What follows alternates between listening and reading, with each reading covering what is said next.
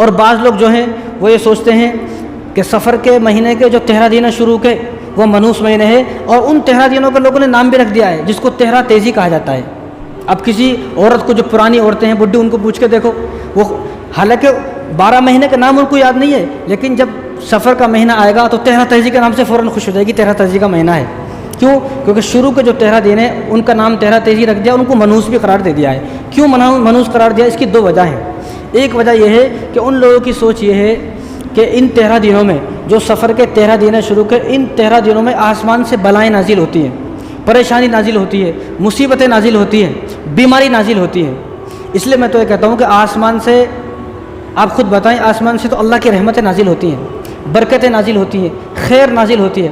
آسمانوں سے تو ہمارے لیے رحمتیں نازل ہوتی ہیں، خیر کے فیصلے ہمارے لیے نازل ہوتے ہیں۔ اب بتاؤ، آسمان سے اللہ تبارک و تعالیٰ کو معاذ اللہ یہ لوگ ظالم بول رہے ہیں کہ اللہ تعالیٰ پریشانی برسا رہے ہیں، معاذ اللہ کتنی بڑی بات ہے، اللہ پر الزام لگا رہے ہیں کہ اللہ کسی پر پریشانی برسائیں گے۔ اور اللہ تبارک و تعالیٰ نے صاف اعلان قرآن کریم کے اندر فرما دیا، ظہر الفساد فی البر والبحر، کہ تمہارے اوپر جو پریشانی آ رہی ہے، تمہارے گاؤں میں، ملک میں، بستی میں، اور تم پر خود پر جو پریشانی آ رہی ہے تمہاری بدعملی کی وجہ سے آ رہی ہے۔ تم نیک بن جاؤ، ساری پریشانی ختم ہو جائیں گی۔ لیکن یہ لوگ اللہ پر الزام لگا رہے ہیں، حالانکہ آسمانوں سے تو رحمتیں نازل ہوتی ہیں، برکتیں نازل ہوتی ہیں، فرشتے نازل ہوتے ہیں۔ لیکن جو آدمی یہ بولے کہ آسمانوں سے بیماری نازل ہو رہی ہیں، آسمانوں سے پریشانی نازل ہو رہی ہے، تو یہ آدمی اپنی خیر منائے، اس کے ساتھ آگے کیا ہونے والا ہے؟ یہ آدمی اللہ پر الزام لگا رہا ہے۔ تو اب کیا کرتے ہیں لوگ؟ ان 13 دنوں میں گھر سے باہر نہیں نکلتے۔ کیوں؟ کیونکہ مصیبت نازل ہوتی ہے۔ غلطی سے اگر میں باہر چلا گیا تو مصیبت میرے اوپر آ جائے گی۔ اب اس کو یہ پتہ نہیں ہے کہ جو چیزیں اللہ کی طرف سے نازل ہوتی ہیں ان چیزوں کے لیے چھت کی ضرورت نہیں ہے۔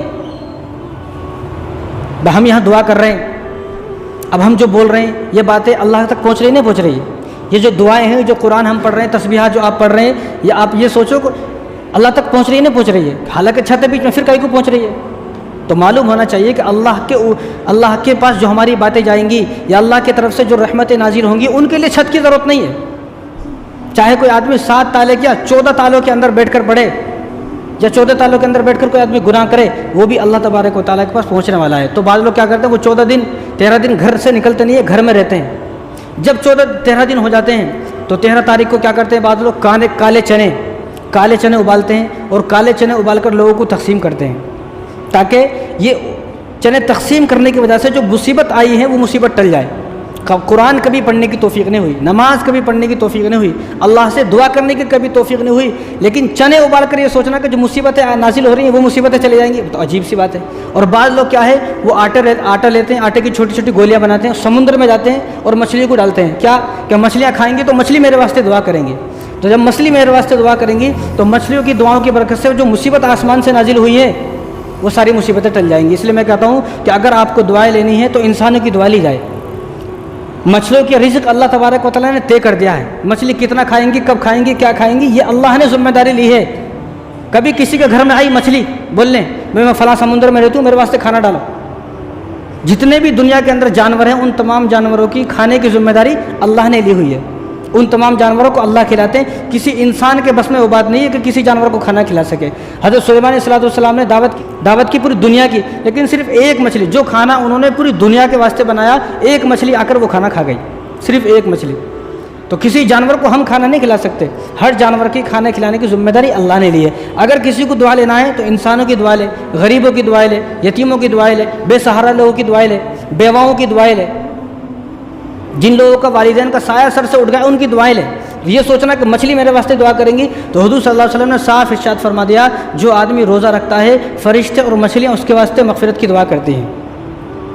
روزہ رکھو، اور جو آدمی نماز پڑھتا ہے اس کے واسطے بھی فرشتے اور مچھلیاں دعا کرتے ہیں، مچھلیاں اس کے واسطے دعا کرتی ہے۔ اور جو آدمی قرآن پڑھتا ہے اس کے تو اللہ تبارک و تعالیٰ اتنے فرشتوں کو نازل فرماتے ہیں اس کے اوپر کہ اس کے سر سے لے کر آسمان تک فرشتوں کی قطار لگ جاتی ہے، وہ سب لوگ اس کا قرآن سنتے ہیں۔ جب قرآن پڑھ کے فارغ ہو جاتا ہے اور بند کر دیتا ہے تو وہ فرشتے اس کے لیے مغفرت کی دعا کرتے ہیں۔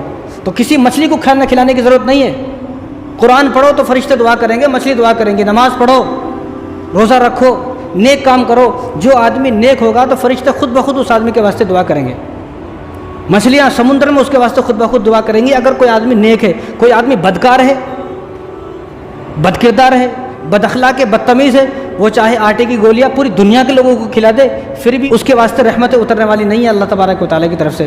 تو میں تو اس لیے کہتا ہوں، اور بعض لوگ ایسے ہیں جو جب 13 تاریخ ہوتی ہے تو سورہ مزمل کا ختم دیتے ہیں، سورہ مزمل کا ختم، گھر میں سورہ مزمل کا ختم کرانا کہ سورہ مزمل کی برکت سے جو گھر کے اوپر پریشانی نازل ہو، ساری پریشانی ٹل جائے۔ قرآن کا پڑھنا اچھی بات ہے، قرآن پڑھنا چاہیے، صدقہ کرنا اچھی بات ہے، صدقہ کرنا چاہیے، لیکن یہ سوچنا کہ 13 کو ہی کرانا ہے، یہ بدعت ہے، یہ بدعت عمل ہے، اس عمل کو ختم کیا جائے گھر میں سے۔ اگر کسی کے گھر میں یہ باتیں ہو رہی ہیں، یہ سب یہ بدشگونی ہے، یہ سوچنا ہے کہ بھئی سفر کے 13 دنوں کے اندر آسمان سے بلائیں نازل ہوتی ہیں، بدشگونی ہے۔ اور بدشگونی کے بارے میں حضور نے ارشاد فرما دیا الطیرۃ شرک، بدشگونی شرک ہے۔ یعنی جو آدمی سوچتا ہے کہ یہ وقت میرے لیے منحوس ہے، یہ مہینہ میرے لیے منحوس ہے، یہ وقت میرے لیے منحوس ہے، تو وہ آدمی شرک کر رہا ہے اللہ تبارک و تعالیٰ کے ساتھ۔ کیوں؟ کیونکہ یہ وقت کس نے بنایا؟ اللہ نے بنایا۔ یہ دن کس نے بنائے؟ اللہ نے بنائے۔ اگر کوئی وقت، کوئی دن، کوئی مہینہ منحوس ہوتا تو اللہ تبارک و تعالیٰ قرآن کریم کے اندر ارشاد فرما دے کہ فلاں دن منحوس ہے، اس دن تمہیں نماز نہیں پڑھنا ہے، اس دن مسجد میں اذان نہیں ہونا ہے، اس دن مسجد کے دروازے بند رہیں گے، اس دن کوئی آدمی گھر سے باہر نہیں نکلے گا۔ یہ اللہ تبارک و تعالیٰ کی طرف سے اعلان ہوتا۔ جب اللہ نے اس بارے میں اعلان نہیں کیا تو ہمیں اس بات پر یقین بھی نہیں کرنا ہے۔ یہ تو پہلی وجہ ہے، جو آدمی سفر کے مہینے کو 13 دن کو، جو شروع کے 13 دن ہیں ان کو منحوس سمجھتے ہیں، پہلی وجہ ہے۔ لوگ یہ بولتے ہیں کہ آسمان سے بلائیں نازل ہوتی ہے۔ دوسری وجہ